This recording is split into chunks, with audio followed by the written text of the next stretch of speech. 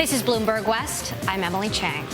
We got earnings after the bell from Oracle. It's up, cashing in as companies bulk up on hardware and software. Oracle sales rose 37% to $8.76 billion. Profit rose to $2.12 billion.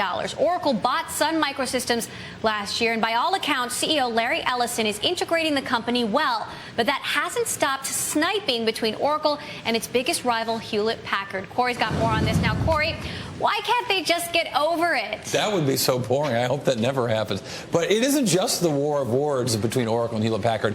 There's a business battle royale, and we're just lucky to have the catty comments to enjoy. Now, yesterday, Oracle announced it was stopping development of software for computers running Intel's ITANIUM chips, saying, quote, ITANIUM was nearing the end of its life. Well, give you one guess who's making ITANIUM-powered servers. Yep, HP. So HP responded with their own statement saying Oracle would put enterprises and governments at risk while costing them hundreds of millions of dollars in lost productivity. Then, thankfully, Oracle shot back with another statement saying that HP is well aware that Intel's future direction is to replace ITANIUM and that HP is knowingly withholding this information from our joint ITANIUM customers.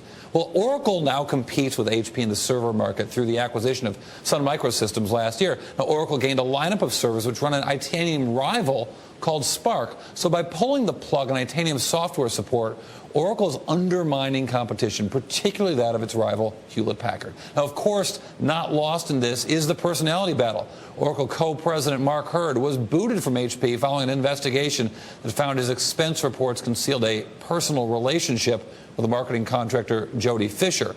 And Oracle CEO Larry Ellison jumped right in, saying that firing Hurd was the worst personnel decision since the idiots on the Apple board fired Steve Jobs many years ago.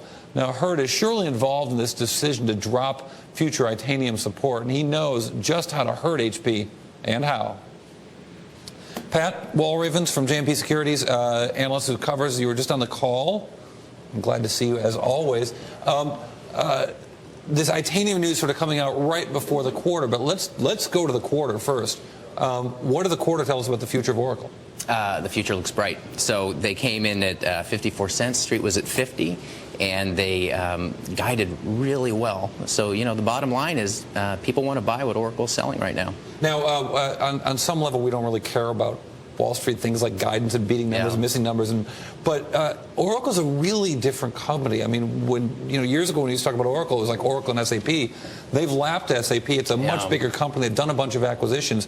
The thing that I was amazed at when I looked at the quarter was that the Sun business seems to be doing very, very well. They're selling hardware and a lot of it. Yeah, they sold about $1 billion of hardware in the quarter, and what they're doing is they're targeting the high end, and they call it engineered systems. And the idea is they take software, they combine it with the hardware they got from Sun, and they get way better performance than you could get if you're buying separate things. So, for example, the software from Oracle and the hardware from HP, tying back to what you had before, and that's part of the reason there's so much tension between them now. Pat, when Oracle acquired Sun Microsystems, a lot of analysts kind of predicted this might be a bad marriage, but Larry Ellison seems to have done a pretty good job integrating the company. What specifically has he done so well, and why does this seem to be working? You know what he's done is he has exceeded my expectations, by the way. Originally, I was one of the people who was skeptical about their ability to manage the supply chain. What he's done is he's focused on just making the business of the Sun business smaller and much more profitable. So he's gotten rid of a lot of the parts of the business where they're reselling third-party products and doing lower margin items, and they're focusing again on those heavily engineered, high-performance, high-end products, and that's working really well. And Mark Hurd's now been there for a few months. He seems to be already rattling some chains. How has Mark Hurd adapted in this new environment?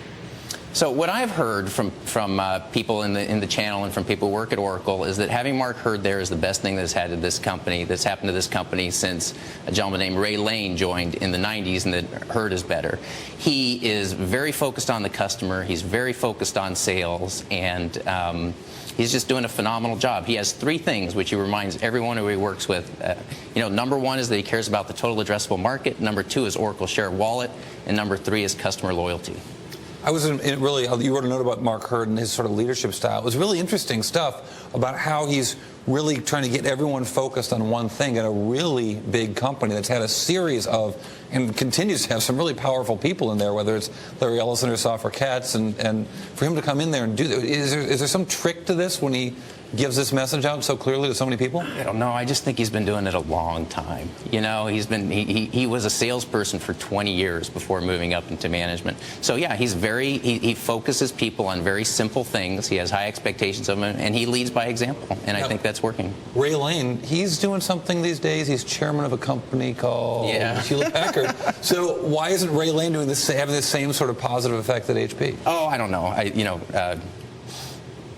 He's not in an executive role, I think, is one big difference. When you look at Oracle today and you imagine what they're going to be like again in the future, in the next year or something, what do you think the biggest mover is going to be for Oracle in 2011? Oh, the biggest move is going to be around their engineered systems. It's going to be around Exadata and Exalogic.